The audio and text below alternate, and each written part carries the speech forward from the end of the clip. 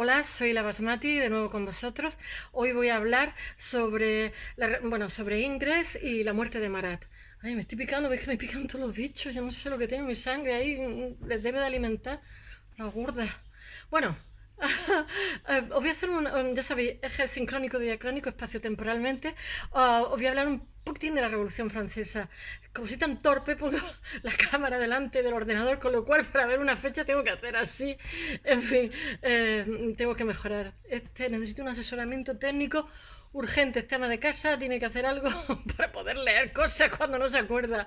En fin, bueno, venga, vamos a la Revolución Francesa. Hago una introducción con la Revolución Francesa. Luego os hago un paralelismo entre David y Goya, que vivieron épocas parecidas, se tuvieron que exiliar y les pasó cosas parecidas. Y hacen obras maestras para la humanidad que cada día se les recuerda en la historia del arte. En fin, son maravillosos, pero tuvieron una vida difícil, convulsa, con un contexto muy inestable. Y de eso os voy a hablar. Y después os hablaré de Ingres. Uy, de Ingres, madre mía, qué disparate digo. De David, se me estoy perdiendo la cabeza de David. Pero os voy a decir una cosa. Hoy voy a centrar su vida, en vez de tanto decir, nació en un hogar, tal. Bueno, sí, lo voy a decir. Pero hoy voy a centrar en la muerte de Marat, ¿vale? Os voy a nombrar una serie de cosas de lo que es su biografía y luego nos centramos en el cuadro de la muerte de Marat, porque me parece que es maravilloso y está de plena actualidad. Porque él era un activista, pero pobrecillo, como todos los activistas que lo pagan unas veces con su vida, otras veces con el exilio, en fin, nunca salen bien parados. Bueno, vamos allá, la Revolución Francesa. A ver si soy capaz. Os voy a decir unas cuantas opiniones de autoridad, que es como se empieza siempre un texto o un vídeo sobre la Revolución Francesa, de diferentes historiadores franceses de diferentes etapas, para después daros una pequeña conclusión. Pero venga, vamos a darnos prisa. Ya he dicho que tengo interés de contextualizar. Cada vez que hablo de algo no quiero decir nació no sé qué y su obra fueran esto y lo otro. No. Quiero que sepáis que esta gente era gente real que vivía en un contexto, y en este caso un contexto muy inestable y de muchísimo cambio y en ocasiones con muchísima dificultad, pero así todo hicieron obras increíbles y eso es lo que cuenta. Venga, que lo cuento. Bueno, la Revolución Francesa es un acontecimiento extraordinario, origen de la democracia política, pero es cualquier cosa menos fácil, es una cosa complejísima, porque interpretarla, esta es la hora de nuestra muerte, amén, que encima he leído, como me pasó el otro día con Napoleón, me pongo a leer cosas para ser más didáctica y tal, y en vez de ser más didáctica y aclararme, es como, madre mía, qué cosa más complicada. Pero bueno, vuelvo a deciros que me acuerdo de la secundaria cuando determinadas cosas las tenía más claras. Debe ser que conforme envejezco mi cerebro se va menguando o empiezo a ver las cosas desde otra perspectiva. Bueno, Jacques Michelet, os voy a hablar de varios historiadores franceses, ¿vale? De diferentes épocas. En su historia de la Revolución Francesa, 1847-1853, distingue dos etapas. Una que va de voy a mirar la fecha que no me acuerdo, del 1789 a 1791, que es humana y bienhechora. Como todas las revoluciones de buenas intenciones están pedra al infierno. Empiezan con objetivos maravillosos y soñadores y después la cosa se va de la mano. Y después otra de 1792 a 1794, que es cruenta, sanguinaria, impuesta por una minoría extremista, organizada y dogmática. No, ideologizada y dogmática, los jacobinos, y apoyada por las masas callejeras humanas. Desde el punto de vista político, François Alphonse Aulard, otro historiador francés, Historia política de la Revolución Francesa de 1901, estoy hablando son opiniones de autoridad. Argumentos de autoridad se llama. Siempre que se empieza un texto se dice según fulano, según mengano. Es como una receta de cocina, como un ritual, como una convención. En 1901 propone ampliar la periodización y distinguir cuatro etapas. En 1789 a 1992, orígenes de la democracia y la república. En 1792, 1795, la república democrática. 1795, 1799, república burguesa. 1799, 1804, la república plebiscitaria. En la primera interpretación social del tema de Albert Mayes, la Revolución Francesa 1922-1924, estos son de principios del siglo XX, revisa las tesis anteriores y diferencia entre la Revolución de la Nobleza 1787-1788 y la Revolución Burguesa 1789-1791. La Revolución Democrática y Republicana entre 1792 y 1793, la Revolución Social del gobierno jacobino entre el 93 y el 94, y después la tesis de Albert no sé qué, que está detrás de la cámara. Albert Corbijn o algo así, en la interpretación social de la Revolución Francesa, este señor de 1964, de George Tyler. Y hay dos tipos de capitalismo, la Francia del siglo XVIII y la riqueza no capitalista, el origen de la Revolución Francesa. Estos son los libros que escribieron. Destruye ellos no están de acuerdo con que la Revolución Francesa fue una revolución burguesa. Esto es, que es un mito. Ellos piensan que fue una revolución política con unas consecuencias sociales. Pero bueno, ahora lo encuentro. Está limitado el papel del capitalismo comercial e intelectual, antiguo régimen. Pero, sin embargo, en las ciudades hay una especie de nobleza ciudadana, de abogados, funcionarios, que en el Estado no son la burguesía, el 87%, procuradores financieros, etcétera, y que pertenece a la riqueza propietaria. Ay, no capitalista. Y sectores capitalistas de Francia, no más del 20% de la riqueza de Francia del antiguo régimen, que no son en modo alguno revolucionarios, como comprenderéis. Bueno, este señor dice que la Revolución Francesa es el resultado de una crisis política y financiera provocada por causas externas al proceso económico, que es la bancarrota de la monarquía en 1780, el rechazo de los nobles a los planes fiscales del ministro Charles Alexandre Carlon en febrero de 1787, una crisis económica que hace que la gente salga a la calle y que acaba teniendo otras consecuencias, y una pugna política por la representatividad del rey tras las convocatorias de los estados generales de 1788 de agosto. La Revolución Francesa, por lo tanto, quizás fue una revolución política con consecuencias sociales. Yo también, de alguna forma, está claro que la burguesía ha cogido fuerza en esta época, es así. Pero lo que está claro también es que hay otra sensibilidad. Entonces es una revolución política con consecuencias sociales. Esta es la conclusión que llego yo también. Bueno, vámonos a Jean-Luc David, Jacques-Luc, que francés no sé, tengo que mirar, 1748-1825, la chuleta está ahí atrás, y la muerte de Marat. Quiero hablaros sobre todo de la muerte de Marat. Nace en una familia acomodada, ya lo conté la otra vez, pero durante toda su vida es un activista cañero, un revolucionario que para qué. Él tiene una cuidada educación intelectual y bueno, él nace y crece durante el antiguo régimen y participa activamente en la Revolución Francesa y termina con Napoleón Bonaparte. Ya sabéis que lo publicita Napoleón, que esto para mí es una contradicción, porque este señor es como un revolucionario como muy radical, pero bueno, yo qué sé, hay tantas contradicciones. Además, Napoleón fue muy moderno en ese sentido de publicitarse, porque cogió a los mejores para hacerse unos cuadrazos maravillosos en un caballo, que era un tillo de medio metro, y ahí sale como un hombretón que parece, yo que sé, que se come el mundo. Bueno, entonces este señor termina siendo rescatado por Napoleón Bonaparte, y cuando llega la restauración borbónica, pues le toca exiliarse a Bruselas. Y ahí es donde monta un chiringuito para buscarse la vida, donde están los mejores alumnos de todos lados, porque este señor es un maravilloso pintor, que por una serie de circunstancias le toca irse, y bueno, y ya, pero lo que pinta después está bien porque él es un pintor maravilloso, pero sin embargo, pierde fuerza poética, porque como que ya está en un mundo que él no entiende, está como, no es que esté exiliado, es que está ya fuera de juego. En fin, no me hagáis caso, que digo unas cosas.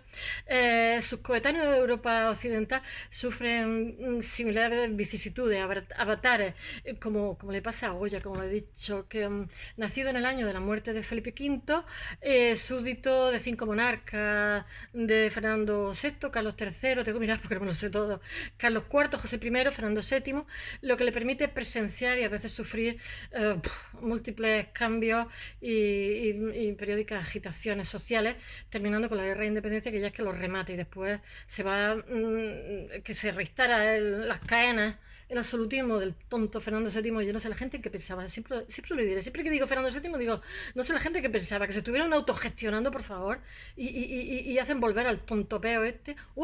Que las palabrotas no se dicen aquí.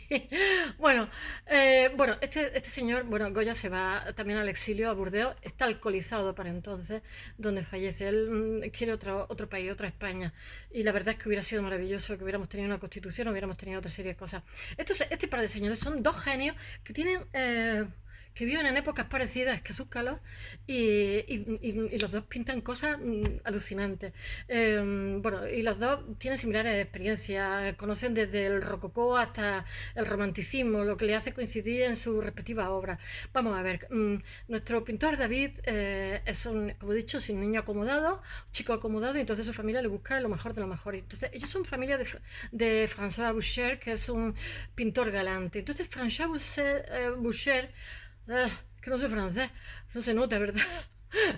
le hace ayuda en su formación y se va con él a Roma. Él gana el gran premio. François Boucher es uno de los pintores galantes de la Francia del siglo XVIII. Y entonces, después tiene otro su pariente le dice, ahora te has de formar con otra persona, porque en pintura, como en arte en general, es como en música, tienes que cambiar, o sea, tienes que a lo mejor empezar por Mozart y continuar por Berlioz o yo qué sé. Entonces, Bian, que es su segundo mentor, también es de gusto rococó. Él se forma en un arte rococó, pero él para nada es rococó. Pero ya sabéis que él es más de arte clásico. Entonces, él viaja a Roma, le cuesta muchísimo trabajo conseguir el Grand Prix, el gran viaje, el gran premio, y que es para irse al colegio, como he dicho muchas veces, el colegio de Roma, que España también tiene su colegio allí, que es territorio francés, que entonces le dan un sueldo, le dan un estudio, y entonces trabaja. Entonces él aprende de los que le han precedido, de Tiziano, Giorgione y tanto y tanto y tanto, ¿no? Es... entonces está en 1700, después de... él consigue el premio de Roma con Antíoco en 1774. Lo someten a unas pruebas durísimas porque hay muchísima competencia. En 1774 con Antíoco y Stratonice. En Roma se pasan 4 o 5 años. Ya sabéis que es una beca de la Academia Francesa y que lo someten a unas pruebas terribles de selección y bueno, y de asimilación de los gustos, porque tienes un jurado que le tienes que gustar y por mucho que tú tengas tu criterio, te has de adoptar. Uy, te has de adaptar al criterio del jurado. Siempre pasa, en la actualidad también. Cuando quieres conseguir un premio, antes nos enteramos quiénes son los jueces. Bueno, aunque alcanza el premio en 1774, los diferentes fracasos le hacen tener una sensación de frustración horrorosa y entonces cuando llega al poder se carga a toda esta gente de la rabia que le tenía de haber estado ahí. Bueno, esa academia más tarde la destruye cuando hay la revolución y le dan a él capacidad para eso. Es una muestra de cómo el absolutismo cala en todos los ámbitos, en el ámbito artístico, él lo dice, y de alguna forma es cierto. Cala. Uy, cala. Viaja a Roma, tengo que hacer así el año, que no me acuerdo, en 1776, donde permanece 4 años, como he dicho, y es una forma decisiva en su vida, porque ya que no solamente complementa su formación artística, sino que percibe en directo el culto a la antigüedad. Y bueno, y aparte de eso, se relaciona ya con muchísima gente. Ya sabéis que iban casi adolescentes, se presentan estos premios. El pintor que vimos ayer, Ingres, pues estaba con 16, 17 años en Roma. Eso es lo que pasa, que la consigue a la primera, era más superdotado todavía que este, pero bueno, los dos son excepcionales.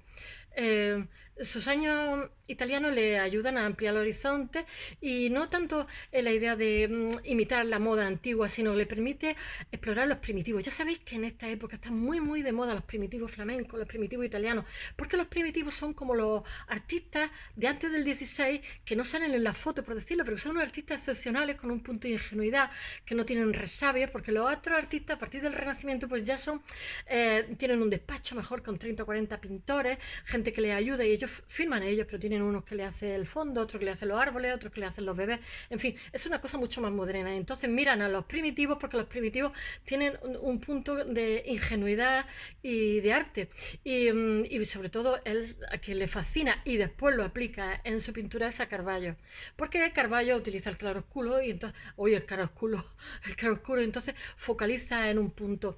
Yo qué sé, se hace también amigo de Anton Raphael Mengs y Johann Joachim Winckelmann, que son después los que generan el origen del neoclasicismo, el neoclásico, el arte neoclásica. En 1780 es la época donde ya tiene discurso propio, ya ha vuelto a París y entonces genera unos cuadros, confecciona unos cuadros que para mí son los mejores. Después, bueno, después está la muerte de Marat, que es maravilloso de que hablo hoy, pero os voy a decir estos cuatro cuadros que son increíbles, son para mí su mejor obra, con su discurso personal, el Parlamento de los Horacios, 1784, ahora hablaré de ello así por encima, la muerte de Sócrates, 1787, los lictores llevan a Bruto los cuerpos de sus hijos, 1789, y esta última es exhibida cuando la Revolución, porque resulta que Bruto le quitan su hijo, o sea, su hijo están complotando contra la República porque quieren que sea monarquía, y entonces él permite que maten a sus hijos para que la República se siga manteniendo. Eso es un guiño a lo que está pasando, porque está ya la revolución en marcha, ya ha empezado la quema de la Bastilla, etcétera. Entonces no se permitió que se expusiera, pero entonces los periódicos hicieron eco y claro que se expuso. La gente dijo, ¿cómo que no se va a exponer esta obra? Está hablando alegóricamente, todo hay que entenderlo, pero bueno, destaca la sorpresa por estas novedosas composiciones. Es decir, una cosa, era muy machista. El siglo anterior es un siglo como feminista, donde la mujer piensa, la mujer está presente, tal. Este no, las mujeres no hace tontas, plañideras, pero bueno, olvidaros de mi comentario. Yo también me he sorprendido, he dicho, vaya con el David, las mujeres, a la cocina que nos manda otra vez con la pata troncha. Bueno, eh, una reacción del público frente es que el público está harto ya de rococó. Y ahora lo considera como superficial, ahora están en plena revolución. Y entonces el rococó estaba basado en los placeres, el melodrama sentimental, el rasgo afeminado. Y habiendo sido el siglo XVIII, como he dicho, el siglo de la mujer, no deja de ser significativa la violenta masculinidad, porque ellos salen con sus espadas y hechos unos tiotes ahí musculosos y todas. ¡Oh! Yo digo, pero bueno, ya sabéis que las mujeres siempre nos ponen de tontas en todas las épocas, si no en todas, casi todas. Lo raro es que no lo hagan. Bueno, las innovaciones de David en su composición son la vuelta a la gravedad estoica de Nicolas Poussin, su persuasiva declamación gestual, porque todos están con las espadas y están así. El aplanamiento, el claroscuro de Carballo. Yo he dicho que Carballo para él es muy importante, la dramatización didáctica, el rigorismo arqueológico, son preciosos sus cuadros. La sobriedad austera, la reivindicación de lo... Es que tengo que mirarlo porque no me acuerdo. De lo prismático frente a lo curvilíneo. Eso no sé bien qué será. Bueno, es que me lo aprendo de memoria, pero es que no me acuerdo de todas las cosas.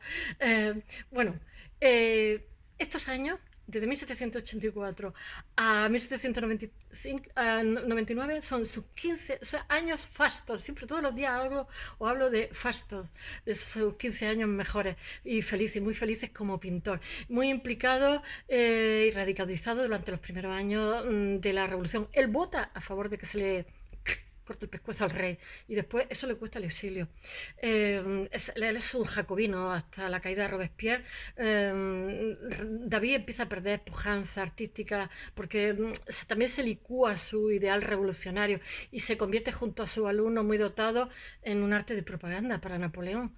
Es decir, en un hábil creador de imágenes, porque él era mucho más, él era poesía también. Pero bueno, ya sabéis que el arte desde entonces, pues lo de manipular las imágenes, ¿qué vamos a contar en la época digital? Y bueno, consigue un gran éxito internacional con Belisario pidiendo limosna, que era un general que por una serie de corruptelas pues lo defenestran y de pronto se encuentra un oficial suyo pidiendo limosna y el cuadro es así como, ¿cómo puede ser mi general aquí pidiendo limosna? Y entonces es otra alegoría sobre las pérfidas intrigas. Y entonces ese cuadro está cargado de intención política y es una denuncia, es una persuasiva, tiene una persuasiva fuerza vital. Todos sus cuadros tienen persuasiva fuerza vital. Después el juramento de los Horacios lo consagra como profesor, que en 1784 lo consagra con una gran sensación, popularidad, y después lo que he contado, los lictores devuelven a Bruto sus hijos, los cuerpos de sus hijos muertos, entonces él está lleno de dolor, pero él ha protegido a la República y ha dicho que prefiere que maten a sus hijos, que querían instaurar la monarquía, que es un guiño a lo que está pasando. Y que eso se pone en el salón cuando comienza la Revolución Francesa, entonces lo quitan y entonces sale a la prensa y lo vuelven a... Y bueno, porque la corte real no quiere que se haga publicidad, propaganda al pueblo, porque hay muchísima agitación en las calles. Y entonces cuando los periódicos se enteran, pues como he dicho, el cuadro se vuelve a colgar y para que no le hagan el cuadro, los estudiantes de arte hacen guardia 24 horas al día.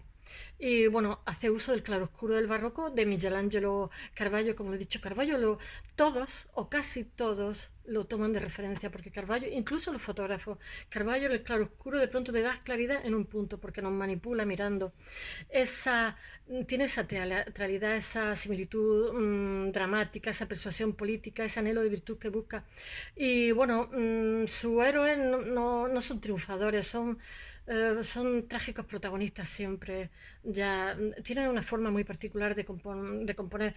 Y todo está haciendo una loa a la República. Entonces, él realmente en su cuadro lo que hace es una crítica de lo que está viviendo en ese momento, de los acontecimientos, y no tanto de lo que, no solo pintando, sino como él también actuando como un activista, como diputado jacobino en la convención. Ya he dicho que desde allí vota la muerte del rey, y entonces eso para él le supone porque después no tiene indulto, se tiene que ir. Y bueno, y su destino brilla paralelo al de la revolución. Cuando la revolución decae, él decae también. Y él conoce los brutales cambios posteriores como el directorio, el consulado, el imperio napoleónico y la restauración. Y por último, Cecilia uy, iba a decir a Roqueta, a Bruselas. Después no lo pueden indultar y a partir de ese momento su arte deja de tener fuerza. Él es muy apreciado porque él tiene ya una trayectoria de primera línea. Y entonces, yo qué sé, pero así todo, aunque su arte pierde fuerza, así todo sigue siendo una referencia. Bueno, con la muerte de Marat, que es lo último que quiero deciros, quiero darme prisa porque ya llevo muchísimo tiempo, ese cuadro tiene una grandísima fuerza sintética que lo voy a poner hoy en la tapita y es una obra maestra ya sabéis, Marat tenía un problema en la piel, entonces solamente le aliviaba al baño y se llevaba cosas para escribir y pasaba mucho rato metido en agua, porque no sé, es lo que tenía una especie de dermatitis por todo el cuerpo. Entonces ahí no está basado en un hecho real, hay una señora que no sé si entra como criada y tal, con una argucia y con un cuchillo lo mata, lo deja muerto. Él llega a ver ese cadáver muerto. Carlota Corday se llama ella. Y entonces esta señora se gana su confianza, entra a su intimidad y lo acaba asesinando. También es verdad que Marat también crea un terror tremendo, pero bueno, eso no lo justifica porque él se mató, penetra en su intimidad con subterfugio y lo mata con muchísima violencia. Entonces, David lo que hace ve el cadáver del asesinado y lo convierte en un cuadro, o sea, antiépico, por decirlo de alguna forma. Es un reportaje gráfico, como si tomara una instantánea. Hay una manipulación en la imagen, por supuesto, en la escena, algo que no es reprochable en la época digital, y convierte en la línea cristiana al eche homo, que decimos, al vencido en vencedor moral.